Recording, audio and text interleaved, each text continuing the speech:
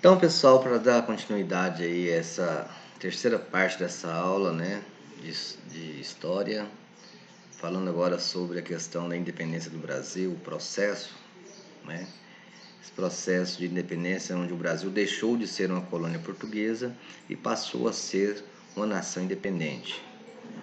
Com esse evento, o país então organizou-se como uma monarquia, certo? A independência política do Brasil foi conquistada em 1822. Porém, a construção da nação e do Estado brasileiro se limitou a princípio à separação política entre Brasil e Portugal, somente a separação política. Porque muitas das características da administração portuguesa da época foram ainda mantidas e o Brasil permaneceu um país agrário, escravista e monárquico, certo? As ações políticas continuaram então voltadas para os interesses das elites, principalmente dos grandes proprietários de terra, os latifundiários. A independência não resultou em modificações significativas no modo de vida da população em geral até então. Então, esse processo de independência do Brasil ele se estendeu de 1821 até 1825. Com ela, o país procurava então deixar de ser uma colônia de Portugal, certo?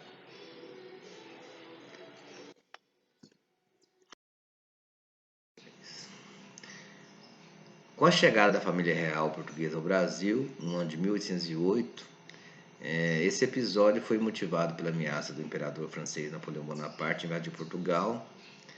No início do século XIX, a Europa era palco das guerras motivadas por Napoleão, que tinha como principal rival a Inglaterra, que na época era a potência do mundo.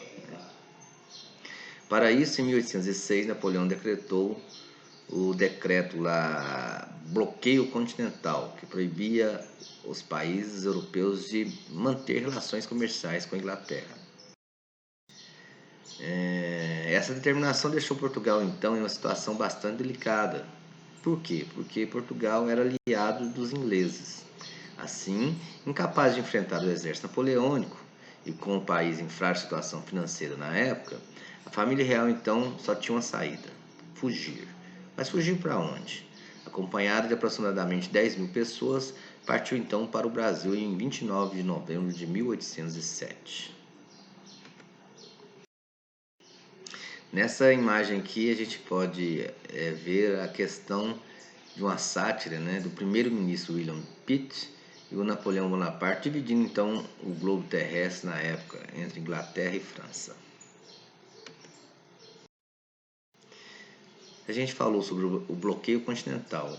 Só para reforçar, o bloqueio continental foi um decreto datado de 21 de novembro de 1806 que consistia em impedir o acesso a portos dos países dominados pelo Império Francês, a navios do Reino Unido da Grã-Bretanha, que é a Inglaterra, né, e a Irlanda. Com isso, o principal objetivo de Napoleão era isolar economicamente as ilhas britânicas, sufocando suas relações comerciais com outros países. Ao lado nós temos a foto do Napoleão Bonaparte. A independência do Brasil aconteceu de fato em 1822, tendo como grande marco o Grito da Independência, que foi realizado por Pedro de Alcântara, Dom Pedro I, durante o primeiro reinado. Aonde aconteceu? Às margens do rio Ipiranga, no dia 7 de setembro de 1822. Com a independência do Brasil declarado, o país transformou-se em uma monarquia com a coroação de Dom Pedro I.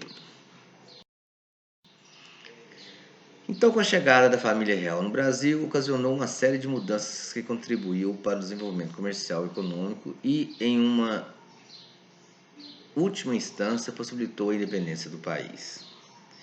Com a chegada da família real, o Brasil experimentou em seus grandes centros um grande desenvolvimento, o resultado de uma série de medidas implementadas por Dom João VI, rei de Portugal. Instalado no Rio de Janeiro, o rei português autorizou a abertura de portos brasileiros às nações amigas, permitiu o comércio entre os brasileiros e os ingleses como medida de destaques no âmbito econômico.